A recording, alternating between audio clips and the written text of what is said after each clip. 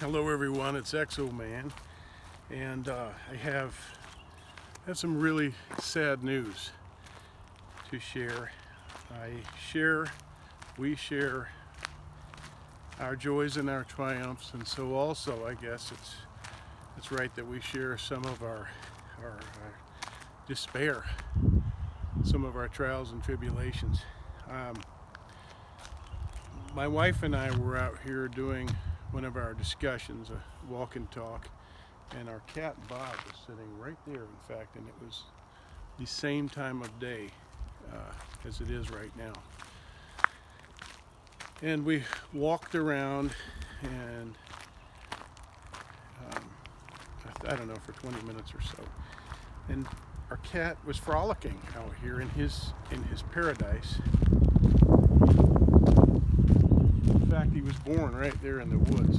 Bob was a feral cat, and he came to my wife. He was an unusual feral kitten, born to feral parents indeed, and unusual in the sense that he was so trusting and affectionate and came right out. But he was a very small kitten, a tiny little kitten, and my wife insisted that we take him in and give him a life. And so we did, and he's been with us for numerous years. And like I say, he's enjoyed the run of this paradise. And we have a smattering of neighbors, only 4 or 5 nearby. So he keeps pretty much within this area, and this is a favorite place of Bob's, bamboo. I love bamboo. A lot of people don't. But so Bob, not 20 minutes after we went back in the house, after playing with our beautiful boy Bob out here and walking around, my wife opened the door upstairs and she let out a gasp. Bob came in just confused, panting, blood dripping from his face, his mouth, his eye. He was shot in the face. Our sweet, beautiful little green-eyed kitty, Bob, was shot in the face by some jackass who found it necessary or fun to do such a cruel and awful thing to an animal and to his family.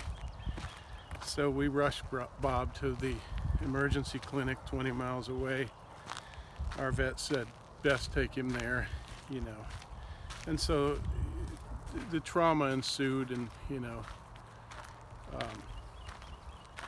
I lean on the words yesterday and today of Max Ehrmann. I don't know if you know who he is. He wrote the Desiderata, which is a favorite of mine.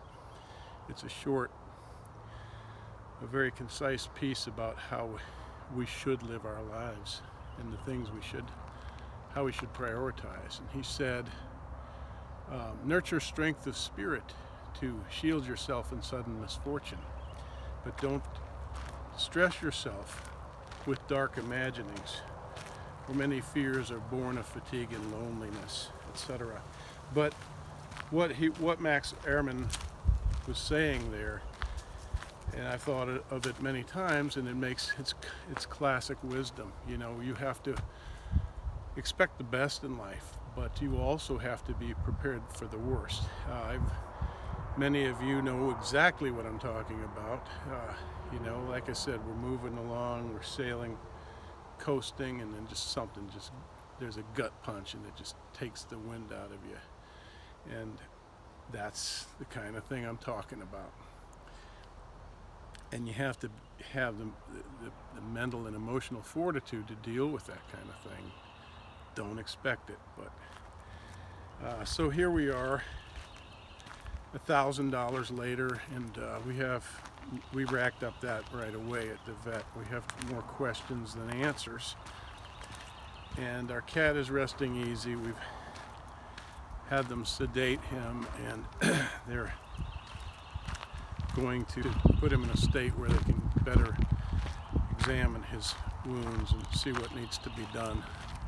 And they even have an eye specialist that's going to look at his eyes. So, these are the things you do when you love a creature, and this is not a dead cat by any means. This is a cat that's likely lost an eye. His eye was hemorrhaging as we rushed. I mean, he came in dripping, bleeding, and his eye was askew and puff sticking out, and now we know there's a bullet lodged back there against or behind or near it.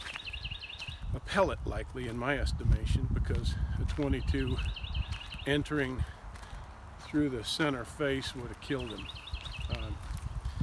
Most likely anywhere to the head other than a graze would have killed him. So he's a delightful boy, and I know that you will wish us luck.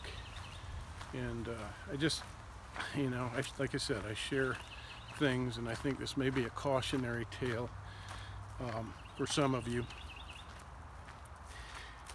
In this sense, if nothing else, we didn't have a collar on our cat. Now, a lot of people say that, well, that's a farm cat. You don't collar a farm cat. It's not necessary if you live away from the city, out in the country, on a farm. You know, farm cats, they don't, you know, a collar can do more harm than good, getting hung up on something, or if they have to fight an animal. But now in hindsight, I would say we should have had a collar on him. And who's to say that it would have helped anyway, because the person that shot him may not have cared. It may have been just a joyful whim for someone. I don't even want to think about that.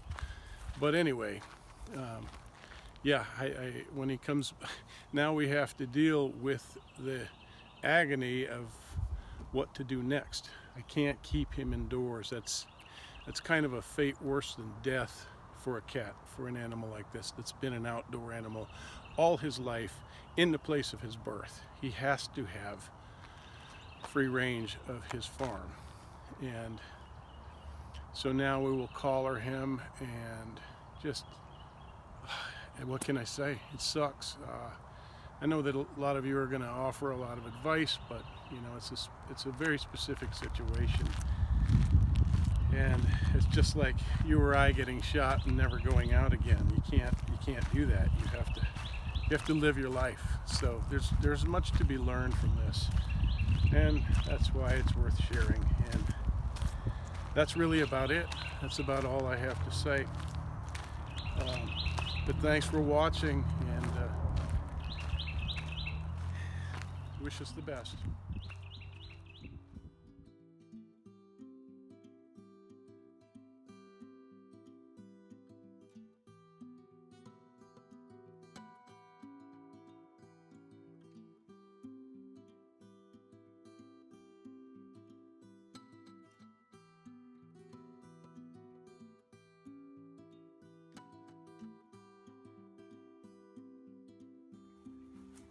What are you doing, Bob?